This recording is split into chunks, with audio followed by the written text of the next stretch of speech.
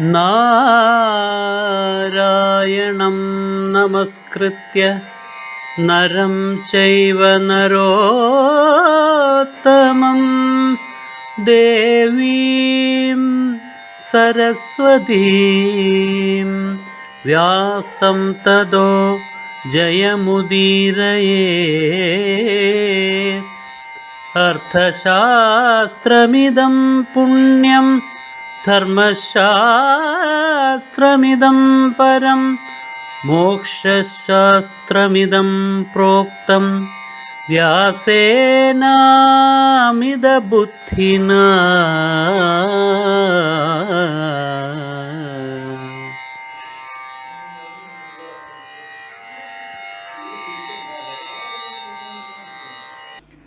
താന്യേകസ്ഥാനി സർവാണി തതസ്ത്വം പ്രതിപത്സ്യസേ. അല്ലയോ അർജുന, ഈ ആയുധങ്ങളെല്ലാം അദ്ദേഹത്തിൽ സ്ഥിതി ചെയ്യുന്നു, ആ ഒരിടത്ത് തന്നെയുണ്ട്. അതിനാൽ അദ്ദേഹത്തെ കാണുക, അവിടെ നിന്നിട്ട് തന്നെ നിനക്ക് അത് ലഭിക്കും. അതിനാൽ ശക്രമേവ പ്രതിപദ്യസ്വ, നീ ശക്രനെ തന്നെ ശരണം പ്രാപിച്ചു കൊള്ളുക.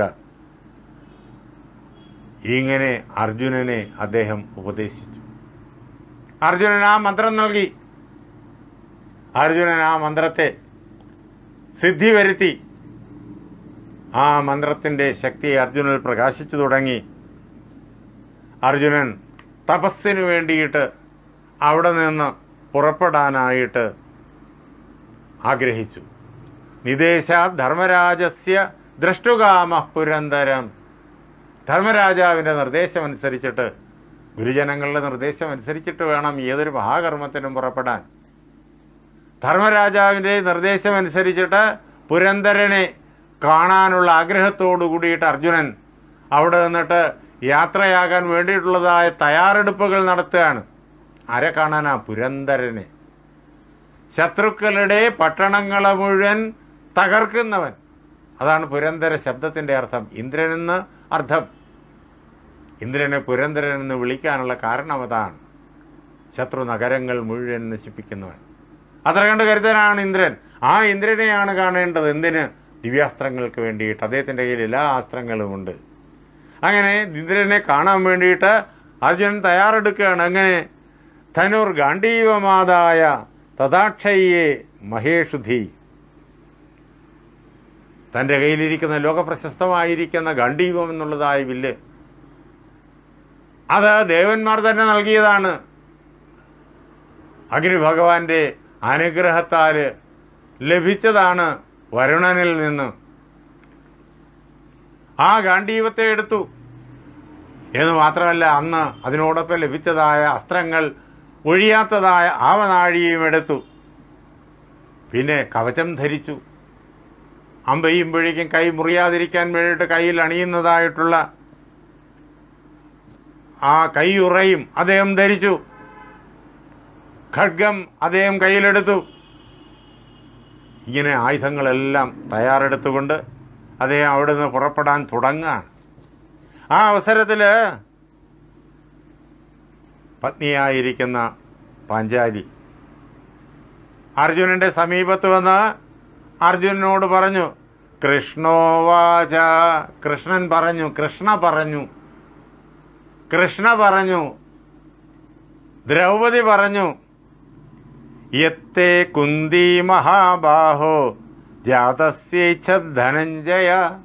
അല്ലയോ മഹാബാഹുവായിരിക്കുന്ന അർജുന, ധനഞ്ജയനായിരിക്കുന്ന അർജുന, അങ്ങ് പിറന്നു വീഴുന്ന അവസരത്തിൽ അങ്ങയുടെ മാതാവായിരിക്കുന്ന കുന്തി അങ്ങയെക്കൊണ്ട് എന്താണോ ആഗ്രഹിച്ചത്, തത്തേസ്തു സർവം കൗന്ദേയ യഥാജസ്വയമിച്ഛസി, അതെല്ലാം തന്നെ നിർവഹിക്കാനായിട്ടുള്ളതായ കരുത്ത് അങ്ങേക്കുണ്ടാകട്ടെ. അങ്ങേക്ക് സാധിക്കും. അങ്ങയുടെ ജ്യേഷ്ഠന്റെ അനുഗ്രഹത്താൽ, ഗുരുജനങ്ങളുടെ അനുഗ്രഹത്താൽ, അമ്മയുടെ അനുഗ്രഹത്താൽ, ദേവന്മാരുടെ അനുഗ്രഹത്താൽ ആ അമ്മ ആഗ്രഹിച്ചതെല്ലാം നിറവേറ്റാനായിട്ട് അങ്ങക്ക് സാധിക്കും. പിന്നെ എന്തെന്തൊക്കെയാണോ അങ്ങ് നിറവേറ്റാനായിട്ട് ആഗ്രഹിക്കുന്നത് അതും അങ്ങക്ക് യാതൊരു വിഷമവും കൂടാതെ ചെയ്യുവാനായിട്ട് സാധിക്കും. ആ അർജുനന് തപസ്സിനു വേണ്ടി പുറപ്പെടുന്ന അർജുനനെ കരുത്ത് പകർന്നുകൊണ്ടുള്ള ദ്രൗപദിയുടെ വാക്യം.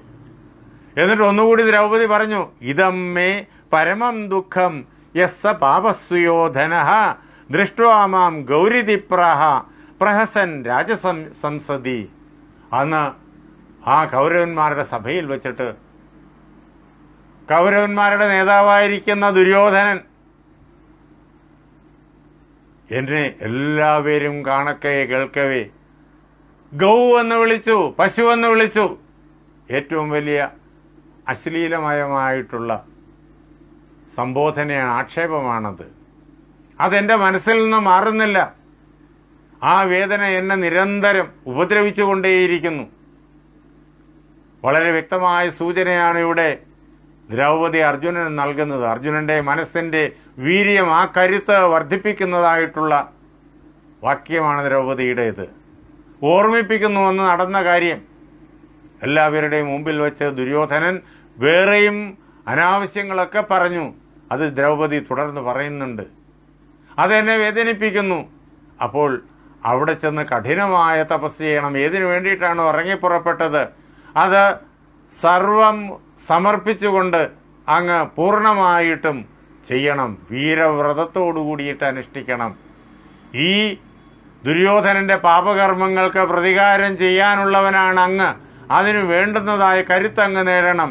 ഭീഷ്മദ്രോണാദികൾ ആരൊക്കെ, കർണാദികൾ ആരൊക്കെ സഹായത്തിന് കൂടെ ഉണ്ടായിരുന്നാലും അവരെ എല്ലാം പരാജയപ്പെടുത്തിയിട്ട് പരമലക്ഷ്യത്തില്, അപമാനത്തെ ദൂരീകരിക്കുക എന്നുള്ള പരമലക്ഷ്യത്തില് എത്തിച്ചേരാൻ എത്ര കഠിന പ്രയത്നം ചെയ്തും അങ്ങ് മുന്നേറണം. ഇതാണ് ദ്രൗപദി പ്രത്യേകമായിട്ട് ഓർമ്മിപ്പിച്ചയക്കുന്നത്. ദ്രൗപദിയുടെ ആ വാക്കുകളെല്ലാം കേട്ടു. എന്നിട്ട് പാണ്ഡവന്മാരെ എല്ലാവരെയും അർജുനൻ വളരെയേറെ ഭക്തിയോടുകൂടിയിട്ട് സ്നേഹത്തോടു കൂടിയിട്ട് പ്രദക്ഷിണം ചെയ്യാണ്. അവരെ എല്ലാം പ്രദക്ഷിണം ചെയ്ത് അവരെല്ലാം വന്ദിച്ച് യുധിഷ്ഠിരനെ നമസ്കരിച്ച് അതേപോലെ സജ്ജനങ്ങളെ എല്ലാവരെയും വന്ദിച്ച് അർജുനൻ അവിടെ നിന്ന് തപസ്സിന് വേണ്ടിയിട്ടുള്ള ദിവ്യമായ സ്ഥാനം മനസ്സിൽ കണ്ട് അവിടെ നിന്ന് പുറപ്പെടുകയാണ്.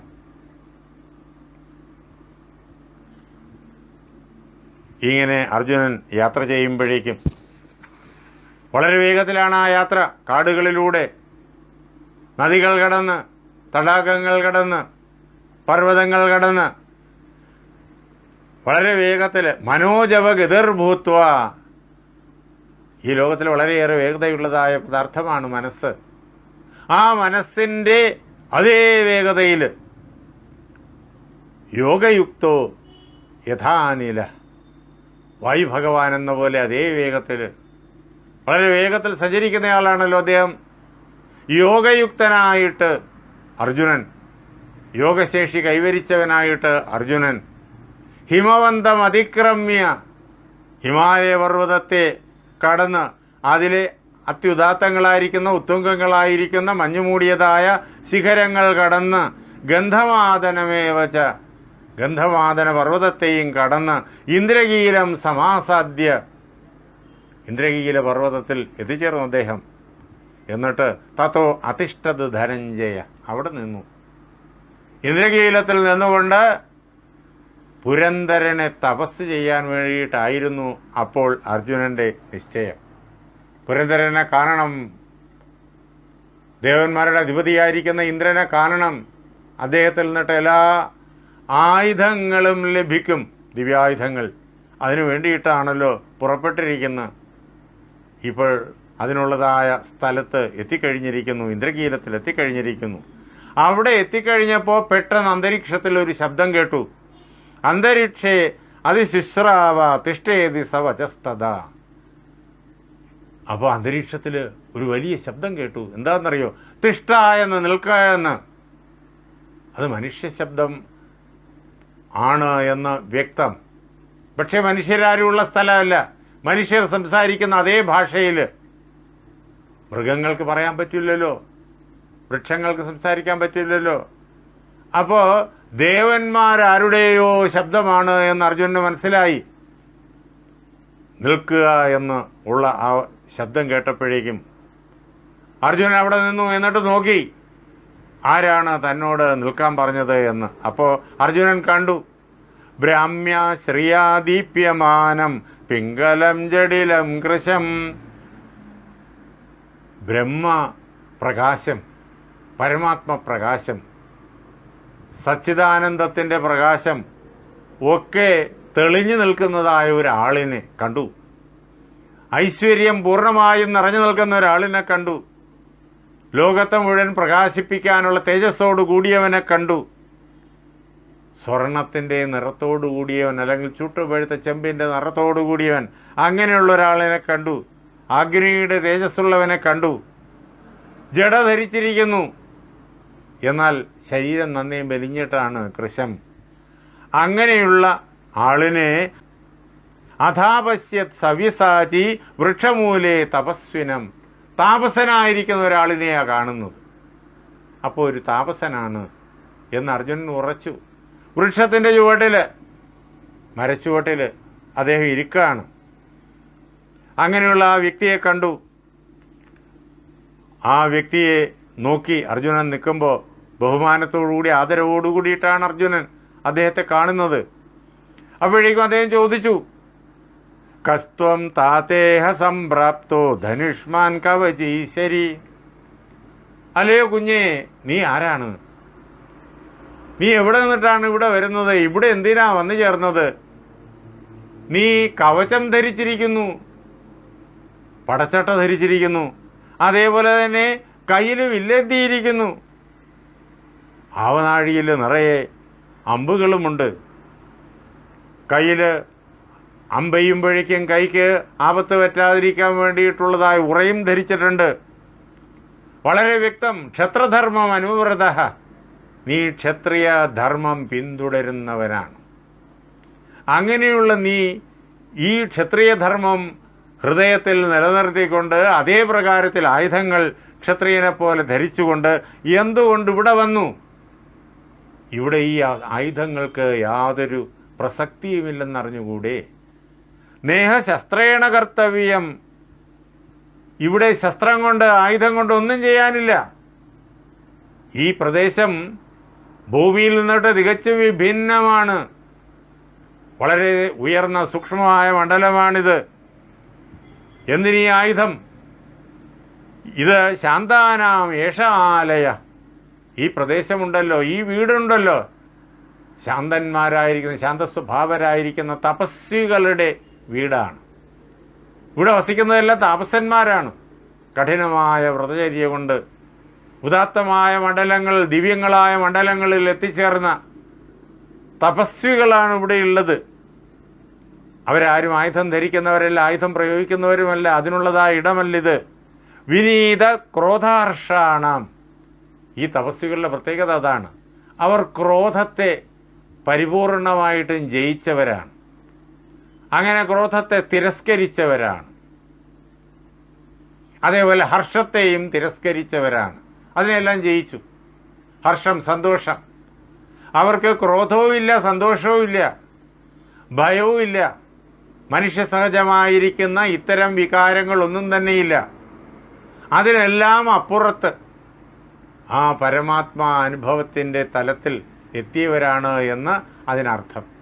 അങ്ങനെ ക്രോധാർഷങ്ങൾ ജയിച്ചതായ ബ്രാഹ്മണാനാം തപസ്വിനാം, തപസ്വികളായിരിക്കുന്ന ബ്രഹ്മജ്ഞന്മാരുടെ വീടാണിത്. ഇവിടെ ആയുധങ്ങൾ കൊണ്ട് കാര്യമില്ല. അതുകൊണ്ട് നീ ഒരു കാര്യം ചെയ്യുക, ഈ ആയുധങ്ങൾ ഉപേക്ഷിച്ചേക്കുക. നിക്ഷിപേത ധനുസ്താത പ്രാപ്തോസി പരമാം ഗതിയും. അല്ലയോ അർജുന, അല്ലയോ കുഞ്ഞേ, താത, അല്ലയോ കുഞ്ഞേ, നീ ഈ ആയുധങ്ങളെല്ലാം ഉപേക്ഷിക്കുക. ഇനി ആയുധം ധരിക്കുക പാടില്ല. നീ എവിടെയാ എത്തിച്ചേർന്നിരിക്കുന്നതെന്ന് മനസ്സിലായോ? പരമമായിരിക്കുന്നതായ ആ ലക്ഷ്യത്തിൻ്റെ പ്രവേശന കവാടത്തിൽ നീ എത്തിക്കഴിഞ്ഞിരിക്കുന്നു. നീ എത്തിച്ചേർന്നിരിക്കുന്നത് ഈ ജഗത്തിൻ്റെ മുഴുവൻ ആധാരമായിരിക്കുന്ന പരമ തത്വത്തിന് സമീപമാണ്. അതുകൊണ്ട് നീ ആയുധങ്ങളെല്ലാം ഉപേക്ഷിച്ചേക്കുക. ആജ്ഞാസ്വരത്തിൽ ആയുധം ഉപേക്ഷിക്കാൻ ആ തപോവൃദ്ധൻ അർജുനനോട് പറഞ്ഞിട്ടും അർജുനൻ അത് ചെയ്തില്ല. എന്താ? താൻ ഒരിക്കലും ആയുധത്തെ ഉപേക്ഷിക്കില്ല എന്നൊരു പ്രതിജ്ഞ അർജുനന് നേരത്തെ ഉണ്ട്. ആ പ്രതിജ്ഞയെ അർജുനൻ ഉപേക്ഷിക്കാനാവില്ല. അതുകൊണ്ട് അർജുനൻ ആയുധം ഉപേക്ഷിച്ചില്ല. അർജുനൻ പറയുകയും ചെയ്തു, എൻ്റെ പ്രതിജ്ഞ ഇങ്ങനെയാണ്, ഞാൻ ആയുധത്തെ ഉപേക്ഷിക്കില്ല എന്ന്. ആ അവസരത്തിൽ ആ ഋഷിയായിട്ട് കാണപ്പെടുന്നു ഇപ്പോൾ. അദ്ദേഹം വളരെയേറെ സന്തോഷത്തോടു കൂടിയിട്ട് തമുവാച തതപ്രീത സദ്വിജ പ്രഹസന്നിവ. ആ ദ്വിജൻ, ആ ബ്രാഹ്മണൻ, ആ ബ്രഹ്മജ്ഞാനിയായിരിക്കുന്ന ഋഷി വളരെയേറെ സന്തോഷത്തോടു കൂടിയിട്ട് ചിരിച്ചുകൊണ്ട് അർജുനനോട് ഇങ്ങനെ പറഞ്ഞു, അല്ലയോ അർജുന, വരം വൃണീഷ്വ, നീ നിനക്ക് ഇഷ്ടമുള്ളതായ വരത്തെ ചോദിച്ചുകൊള്ളൂ. വരം വൃണീഷ്വ, വരം ചോദിച്ചുകൊള്ളൂ. വരം ചോദിക്കാൻ ദേവന്മാർക്കല്ലേ പറ്റൂ. വരം നൽകാനായിട്ട്, അനുഗ്രഹിക്കാനായിട്ട് ദേവന്മാർക്കല്ലേ പറ്റൂ, ദൈവത്തിനല്ലേ പറ്റൂ. താൻ ആരാണ് എന്ന് പറഞ്ഞു കേൾപ്പിക്കുക. വരം വൃണീഷ്വ ഭദ്രം തേ ശക്രോഹം അരിസൂദന. ശത്രുക്കളെല്ലാം സംഹരിക്കുന്നവനെ, ഞാൻ ശക്രനാണ്, ഇന്ദ്രനാണ്. അതുകൊണ്ട് നിനക്ക് എന്ത് വരമാണ് എന്നിൽ നിന്ന് വേണ്ടത് ചോദിച്ചുകൊള്ളൂ, ഞാൻ വരങ്ങളെ നൽകുന്നുണ്ട്.